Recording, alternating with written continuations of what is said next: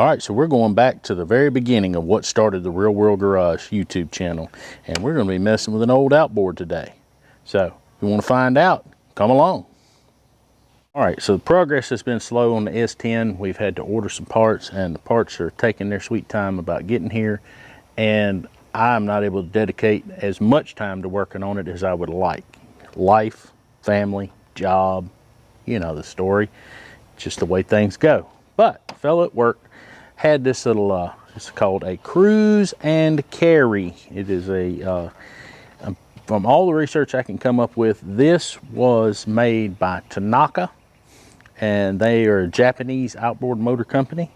And from all my understanding is they're very reliable. There's just one little caveat to them. They're a little tinny sounding, they're a little noisy, I thought here on this Father's Day weekend I might take a little time and play with an old outboard. I haven't done that in quite a while, so I really enjoy them. So let's get in here and let's talk about this little Tanaka, aka cruise and carry. All right, well, this is a 2.7 horsepower little bitty, they call them rowboat or sailboat kickers, or you can use them on flat bottom johns, which I have one. The Tanaka name has always come with it's supposed to be very reliable, and I offered a gentleman, he had it for sale. I offered him $50, and he decided that he would sell it to me, and I gave him $50 for this little motor. I have not run it yet, but I thought I might give it a shot this Father's Day weekend and see what the deal is with it. Just taking a quick gander. Got looks like somebody has not too long ago replaced fuel lines. They put a fuel shutoff valve on it so that you can turn the fuel off and run the carburetor empty of fuel. So I have gone ahead and I got some fuel. I got the bring this into the shot. This is 40 to 1, 50 to 1 2-cycle fuel pre-mixed with, and it is 90 octane rating, no ethanol. Now that is not enough oil on its own, 40 to 1 and 50 to 1. This little motor, I forget where I saw it. I read on here somewhere, and I'll show it to you. I think it is 25 to 1. So I added enough oil to this jug of premix to make this 25 to 1. May have actually stumped my toe on it. It may actually be a little more than 25 to 1, but it'll be okay. Yes, here it is. It is up here on this label right here. It is 25 to 1. So I'll bring you around and show you that.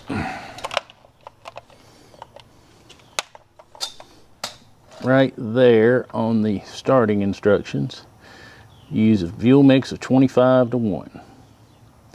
I'm going to go through the starting procedure on this. All right, so let's go through the starting procedure on this. I'll read it out and we'll go through it and do it as it says to do it. Use a fuel mixture of 25 parts gasoline and 1 part outboard oil. Check, we have that right here.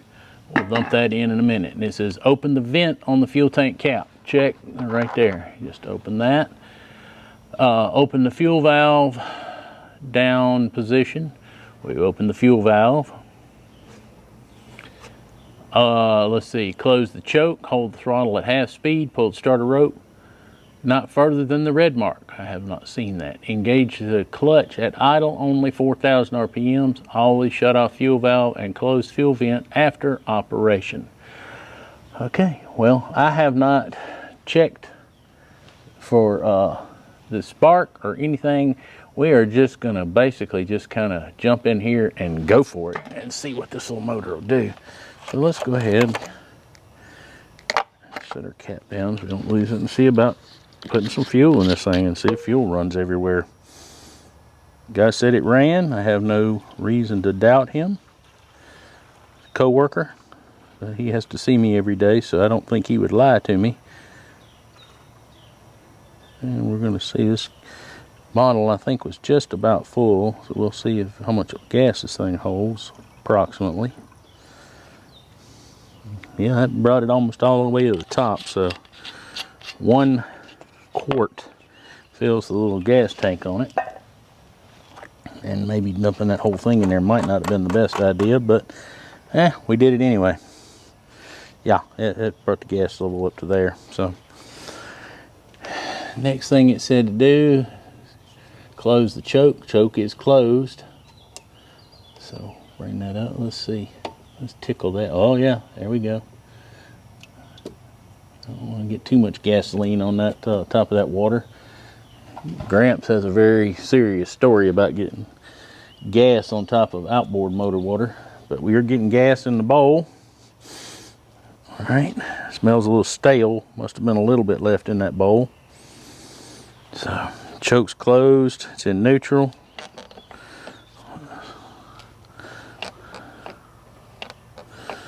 Says half throttle, so I'm going to lock it off at half throttle. Maybe not a good idea, but let's try it.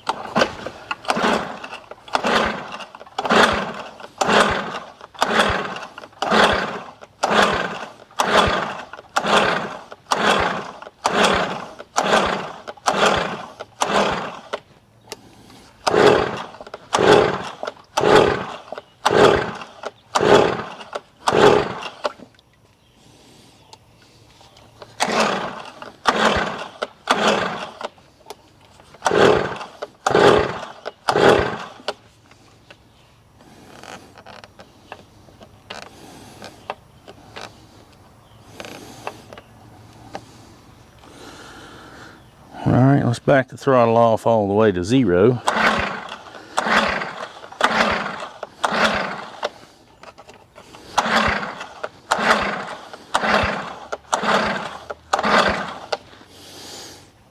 Well, nothing.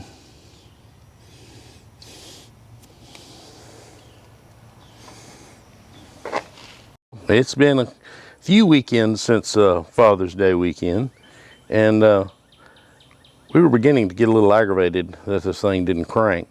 And, you know, sometimes things happen. It's happened to me. You tell somebody something is a perfectly good operating, functioning, whatever that happens to be, and then when they get it, for whatever reason, it won't crank. And it makes you look like a dummy. It's happened to me plenty of times. I didn't have any doubt that this was a good engine, and that my friend had sold to me, but something had just happened to it. So we got into it. I was aggravated and didn't feel like filming it. This stuff's very basic, but we'll go over what I did and I'll show you what was wrong. All right, so right here, of course, you can see the spark plug. I decided that I wanted to look at the spark plug 3/4 socket, deep well spark plug socket, and pulled the plug out, checked it.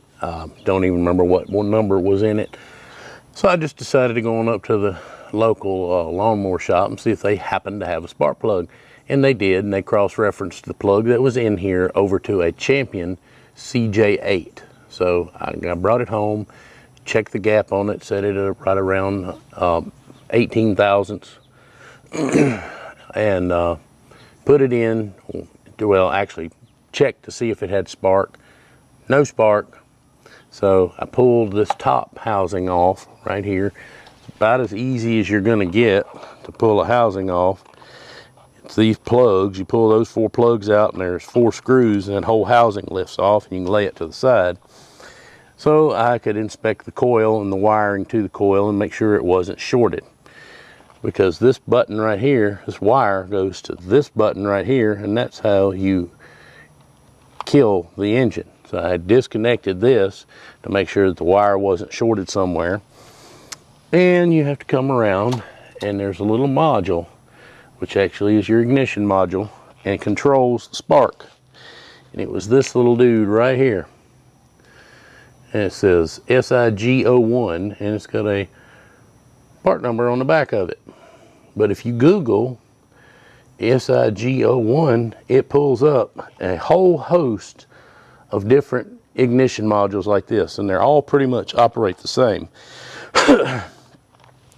This little module right here, basically, is a conversion module. That is what acts like your points on an old points and condenser engine. It's very simple. This is a single wire module. The one I ordered is a dual wire module, and all it is a matter of taking the negative terminal, which is marked on the module, and run the wire that comes with it over to ground and ground that leg. And then I took the wire that comes off of the coil and hooked to the positive terminal. And if I'd had my camera rolling, this little engine popped off almost at half a pull. Putting that module on there corrected my problem. So I'm going to back up here, get set up, and we're going to fire it up for you.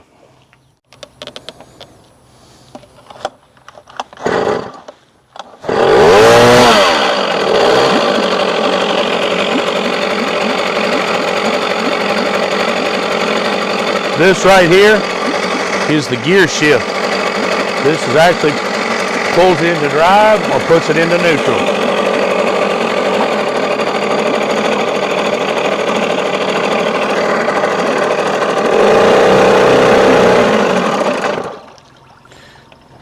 It doesn't like coming off of throttle fast while it's in gear.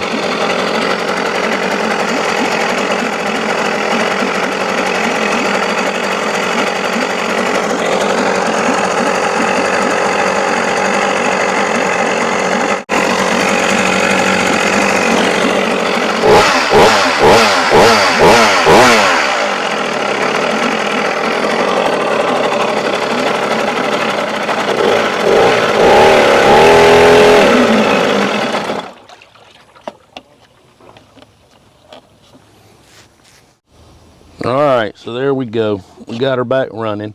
One of the other things that I had noticed is this arm seems to walk back and forth, and I was like, what in the world's going on here? Well, and there's this little bracket over here on this side.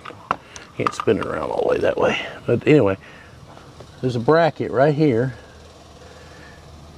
and I was like, what does that go to? So I got to looking. There's a bolt missing here that goes in and locks this arm so that it won't pivot, and that little steel bracket right there is supposed to be pivoted up, and a little bolt goes in right here on this side. Let's see if I can zoom in for you. There we go. And on that little plate, a bolt will go in right there and support the exhaust. So it's missing two little bolts, no big deal. They're just some couple of metric bolts. If I can't find any in my stash, well, we'll run to the hardware store. All right, so right here, this knob right here, this is what I was pulling on that was pulling it in and out of gear. Push it in to go to neutral, pull it out to go into forward. And if you want to go into reverse with this, you leave that knob out and you just turn your little outboard around and go into reverse. All right, so this cruise and carry, like I said, you can Google SIG01 and you can come up with the different modules. This one was, I think I bought it off of Amazon, and it was called Garden Pal Ignition SIG-01 RP, and in parentheses it had another part number, KDR-200 RP. And that little ignition module directly replaced this one. It actually seems like it may be a little bit heavier duty, I don't know. So, but that got her back to sparking the spark plug. The module fails and the spark plug won't spark. And the last thing I'm going to show you, let's close our fuel vent here, fuel vent cap, is the last feature of this little outboard, which makes it really nice. And if you're going to just be putting around on some small lakes or ponds, this little motor is just what the doctor ordered. And I'll show you why. Sure, it's not too hot. right there. That's why this little outboard is so sweet.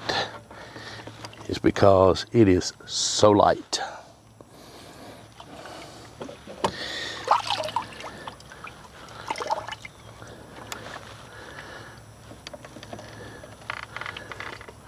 Now, one of the last things that I have to figure out how to do is I need to figure out how to check the gear oil in that lower unit down there.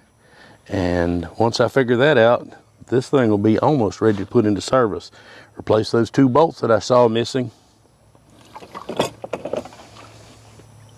All right, well, so that's something a little different, something I hadn't done on my channel in a long time, and that's messing with an old outboard.